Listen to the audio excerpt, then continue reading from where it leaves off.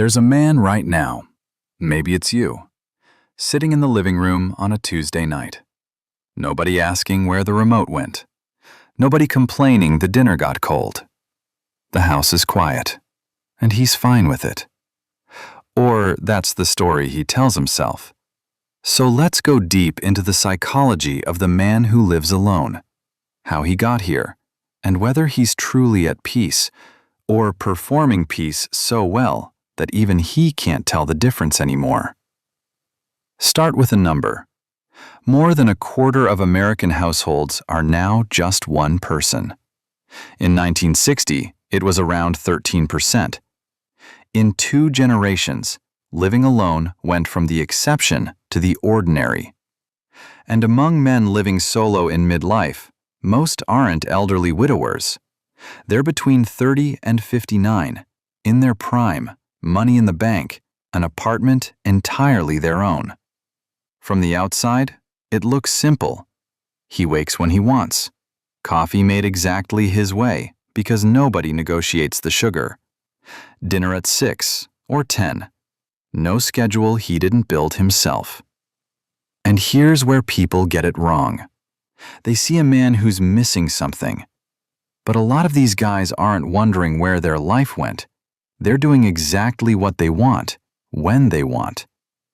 The silence is theirs.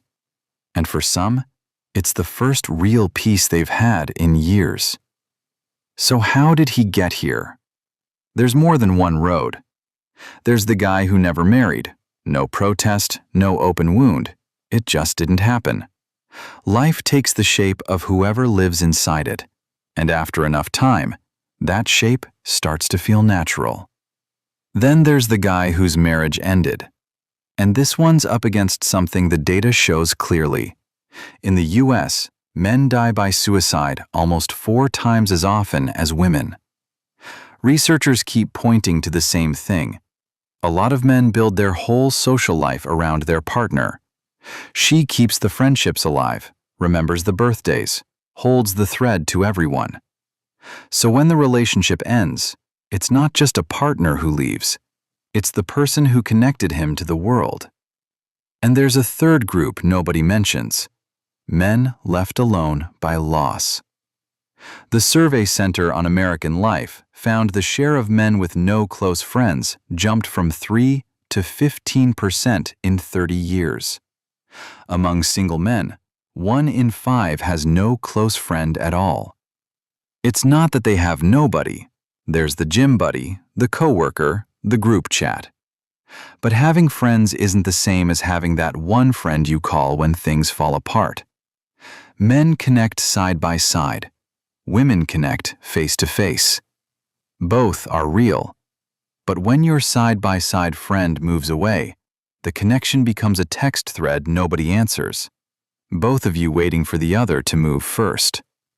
So is he just an introvert? The data says something more complicated. Most men, asked directly, say friendship is essential to a good life. It's not that they don't want connection. It's that they can't keep it alive once the structure disappears.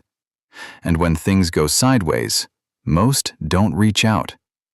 Not because they don't want help, but because somewhere in how they were raised, asking got filed under weakness. And weakness was never an option. So does he love living alone or hate it? For most, the honest answer is both. On a good Saturday, place clean, a game on, nobody to negotiate with, he's the king of a kingdom built for one. He wouldn't trade it. But there's the other side he doesn't post anywhere. A test result that came back concerning and nobody in the waiting room. A birthday that passed without a single call. A noise in the house at night and nobody to turn to and ask, "Did you hear that too?" This is where being alone and feeling alone split apart.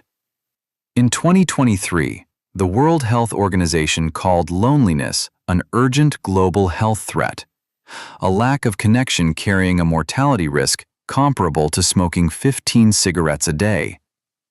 And male loneliness, specifically, doesn't look like loneliness. It looks like a busy guy who's got it handled. Push a little, and he changes the subject to last night's game, and you walk away thinking he's doing great. He isn't broken. He was assembled by a culture that rewarded the man who needed nothing and punished the one who admitted he needed anything. And that programming keeps running underneath everything. That's why he can live alone for 15 years and think nothing's wrong. And why, when something finally is, he still doesn't pick up the phone. Asking for help was never taught as a skill. It was taught as surrender. One thing before we go. I'm not going to tell you to join a running club, but call the guy you haven't talked to in 2 years. Not because something's wrong with you, just because 2 years is too long. One call. Because he's probably sitting in a quiet house too, waiting on a reason nobody ever gave him. Thanks for watching. See you in the next